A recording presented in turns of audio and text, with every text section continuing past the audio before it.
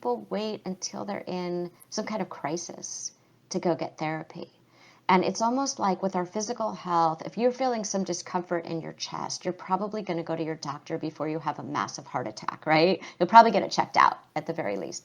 But if you feel some discomfort emotionally, we usually say, yeah, well, it's not that bad, and everybody else has it worse, or I have a roof over my head and food on the table, so really, I don't, therapy's, why would I do that?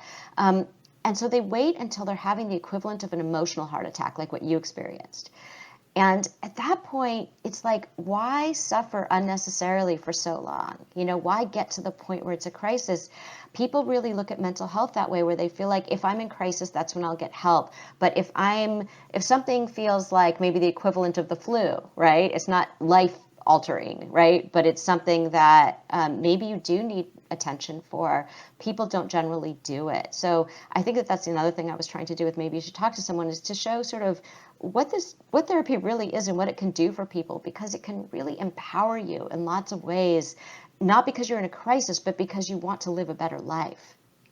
Lori's book, Maybe You Should Talk to Someone, A Therapist, Her Therapist, and Our Lives Revealed, is an excellent read. You can download my written review in this week's community newsletter at themarcusgarrett.com. Today, Lori is a psychotherapist, New York Times best-selling author, and nationally recognized journalist, as well as the weekly Dear Therapist columnist for The Atlantic. May is National Mental Health Awareness Month. You're now tuned into the smooth sounds of TMG. I'm your host, The Marcus Garrett. Mental Health Awareness Month has been observed in the United States in May since 1949, when it was started by the Mental Health America organization.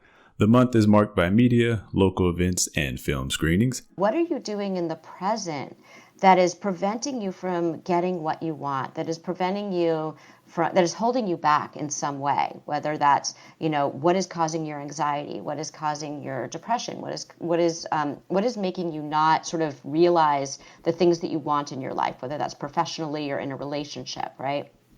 And so I feel like in some ways therapy is like getting a really good second opinion on your life from somebody who is not in your life. And I make that distinction because in the book I talk about the difference between idiot compassion and wise compassion. Idiot compassion is what our friends do. So you say to your friend, like, oh, my partner did this or my boss did this. And you're like, yeah, they're awful. That was so terrible. That's idiot compassion. We think we're being supportive. But even though that, it's like that might have happened like in their last 3 jobs or in their last 3 relationships where someone broke up with them, right? And what we don't say is, if a fight breaks out in every bar you're going to, maybe it's you. We don't say that because we're trying to be a good friend. In therapy, we offer wise compassion, which means we hold up a mirror to you to help you to see yourself in a way that maybe you haven't been willing or able to do.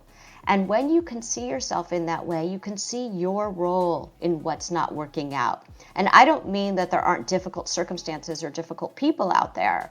When I was training, a supervisor said, before diagnosing someone with depression, make sure they aren't surrounded by assholes.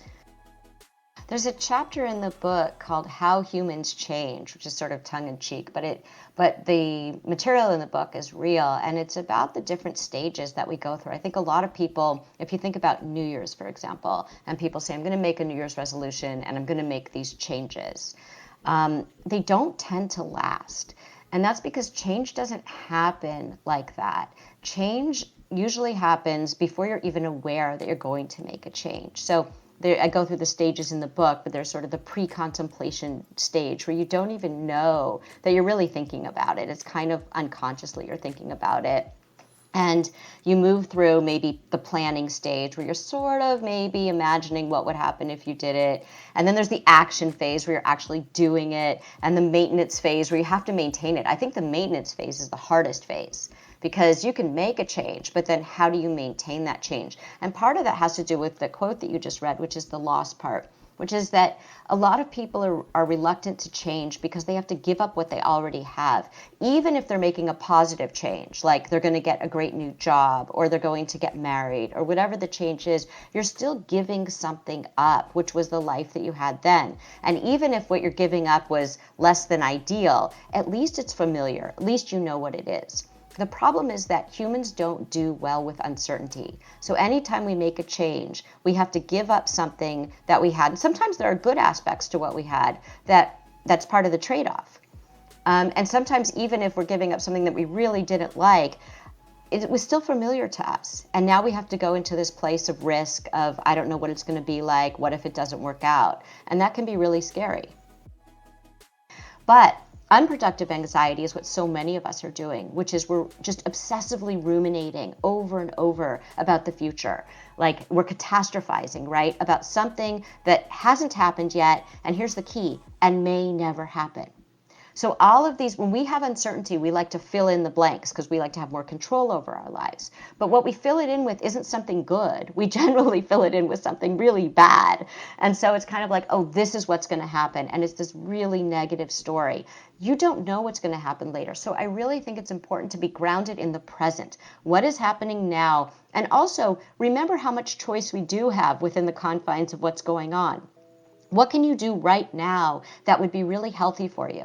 Because we need to protect our physical immune systems from the coronavirus, but we also need to protect our psychological immune systems. So if you're putting toxic thoughts into your mind, you're actually you're harming your psychological immune system. You're weakening it. And you don't want to weaken your psychological immune system. If anything, right now, you want to strengthen your psychological immune system. So here are some healthy things you can do. You can take a walk. You can call a friend. You can read a book. You can watch a TV show. You can, find something that is relaxing or enjoyable for you to do. Play a board game with someone in your house. Play a board game online. You can play games online with people. Whatever it is that bring those art supplies out of the closet. Get that instrument out of the back of the closet, right?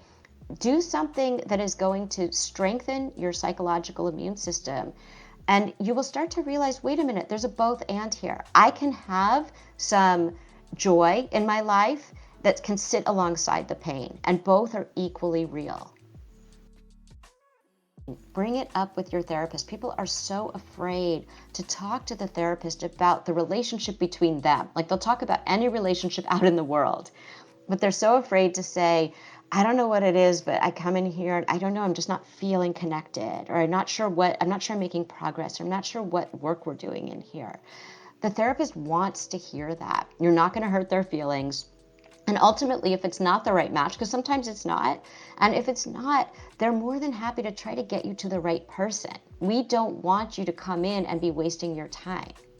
So a lot of people, what they do is they go and maybe they feel like, I'm not really sure what's going on here. And then they kind of ghost the therapist. It's like a relationship, right? Where they kind of ghost you. They're like, oh, I can't bring this up. So I'm just going to be like, yeah, work's really busy. I can't come in for a few weeks. And it's like, yeah, I just don't really have the time or the money right now. So yeah, thanks. Maybe I'll come back when things change, right? And it's like, what's really great about having that conversation with your therapist is even if you do leave, a lot of people in the world don't get a good experience of a goodbye.